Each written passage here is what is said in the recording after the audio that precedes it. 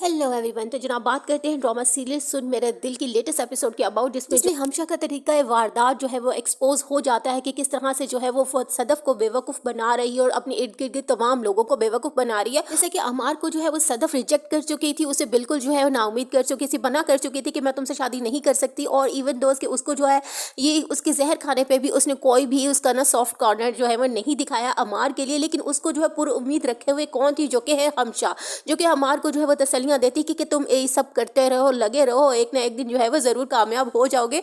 तो जनाब कुछ ऐसा होता भी है कि हमशा के जो है ना तमाम वार जो है वो रायगा आ जाते हैं। लेकिन लास्ट वार जो कि उसने सेकंड एपिसोड के अंदर उसने कहा कि किस तरह से जो है वो बिलाल अब्दुल्ला जो है वो लड़कियों को इस्तेमाल करता है, उन पर तरस खाता है। तो ये बातें जो है सदफ के दिल को लग गई और ये ऐसी बातें दिल को लगी कि सदफ ने जो है अमार के साथ शादी करने का इरादा कर लिया।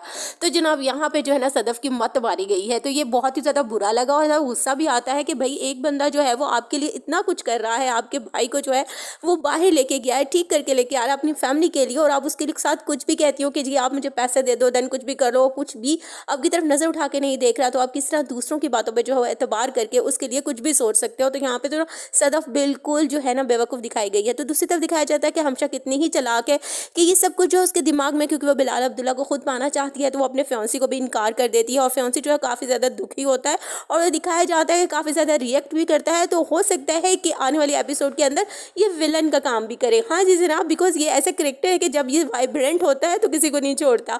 तो जनाब हमशा का जो करेक्टर है ना उसको एक्सपोज करने के लिए यही बंदा जो है वो निकलेगा। तो जनाब अब आगे दिखाया जाता है कि हमशा किस तरह से जो है वो अम्मार और सदफ की शादी के आगे पेश रहती है और सदफ की शादी करवा देती है अम्मार से। कुछ हो गया यानी कि उसकी जो है वो दुआ कबूल हो गई और सदफ जो है बेवकूफ़ बन के जो है उसने एक्सेप्ट कर भी लिया ये सब कुछ। लेकिन उसके बाद जो है वो ये समझने लग जाता है कि भाई ये मेरी मलकियत थी और उसको धौंस जमाना शुरू कर देता है कि तुम बिलाल अब्दुल्ला से मत मिलो। और नेक्स्ट एपिसोड पे दिखाया जाएगा कि जब सदफ जो है उसको अपने घर खाने पे इनवाइट करती है तो उस पर भी उसको एतराज़ होता है कि इसको खाने पे क्यों बुलाया गया है। तो जनाब ये तमाम बातें होगी और ये बात जो है वो शादी तक भी पहुंच जाएगी। लेकिन शादी के बाद पहुंचने के बाद जो है सदफ को रियलाइज़ होगा कि जो मैं बातें इधर उधर से सुन रही थी वो बिल्कुल गलत थी और बिलाल अब्दुल्ला तो ऐसा नहीं है और अमार उतना ही ज़्यादा स्टूपिड बन के उसको दिखाएगा। देन जो है इनकी जोड़ी जो है वो ख़त्म हो जाएगी और at the and Bilal Abdullah जो है सदफ के हिस्से में आएगा। और हमशा का क्या होगा यहाँ तो मैं आप लोगों को पूरी स्टोरी जो है वो एंड कर दी।